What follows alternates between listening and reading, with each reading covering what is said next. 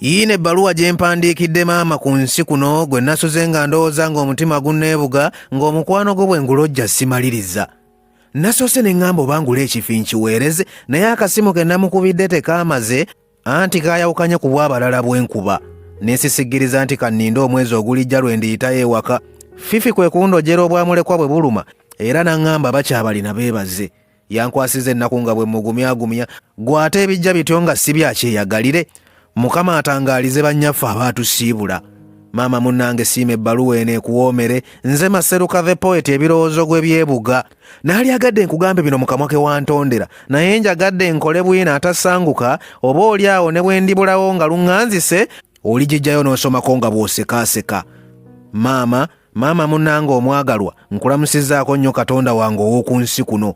Yoba mbitandike ntya nti neeyanjule kuba ne bwe soogera linnya gonjawula ng'era wasalawo kyamaanyi eddoboozi lyange butya bwe liriba okuva ku lunaku luli lwasiima ontondeke.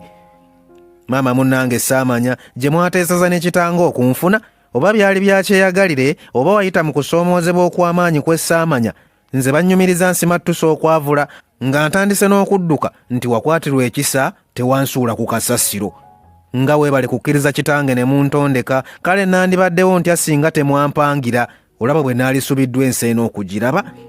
Bannyumiza mbu wasesema omutwe ne kamunguluza okukukuba nga nze kaanako ndi muli neebase. Bambi emyezi 9 gyonna n'ogumaaguma ne weeresa okulya ebirungi nyaabula mbu ne bye wali owoomerwa byonna nabikukyayisa bambi ng'olwana nfuuka omuntu asaanira. Lumu bannyumiza mbu waseerera bwe wali okunuukiriza eddagala ku kabada nga nti nkulumizza ekikeeto n'otala. Engeri kitange gye yali agenza okupakasa, kale singa naliwo ne nkuyamba n'otaseerera, naye nali mundaayo nga nze nkusumbuwa. Maama engoye zo nga nazikaddiya mbu nakugejjesa, ebiseera ebyo kafigako ne kasanguka naye byonna n'oguma ondeete ku nsi kuno.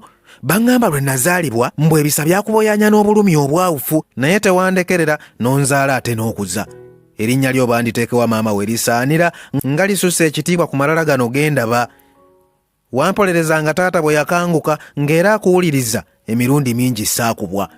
Nakusubya ng'otulo otukuwoomera ku makya ng'ontegeka ŋŋende ku ssomero mami nga weebale. Ne bwe wabanga n'ekinusu ku wuzi kimu kiti ng'okijjako n'okimpa mbu ndi embalagala eyo gye mpita. Leero nga bwe ndwala weetala wennambwe emmeeme n'ebanga ekwennyise. Mbu n'olumu nakusumbuwa bwe nalwala mu matumbi g'obudde embaga n'ekula. Mu ddwaliro gye wasibira era wawunziko osuze ku seminti ng'abasawo bwe bafubaafuba.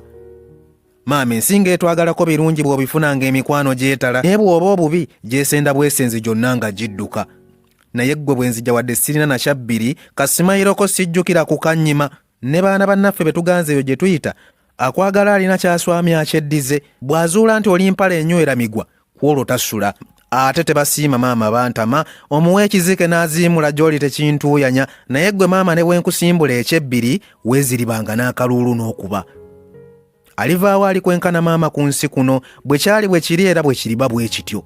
Maama wangunjula n'enjiga n'ontendeka empisa ez'obuntu tewankotoggera. Bugumiikiriza maama bwe wankuutira okwagala bannange empalana nzeewale okussaamu abalala ekitiibwa wadde emyaka ngibakiza okuba omukozi ebyangalo bunani mbyewale mpozi waŋŋamba n'okuba omuyiiya maama ekyokukuswaza nkyewaze. Singa Mukama nkwatirwa ekisa n'enzigusa bye nkupangira obonyeebonye nnyo ku lwange nga bangi baseka oluusi bwe nkulowooza n'ebigambo bidduka. Maama tewali kye nnyinza kukwoleka ne kisasula omuwendo gwo gye ndi na kinoonya kyambula.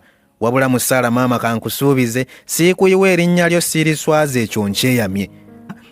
Era ggwe muntu gwe nneegomba bwe ndibula okuddamu okukusisinkana mu nsi ensuubize. Mami munnange weeraba naye ne bwe kaba kalulu nga tuddamu okukakuba nziramu ne nkulondanga mmange omwagalwa. Nze Maseruka the Poet.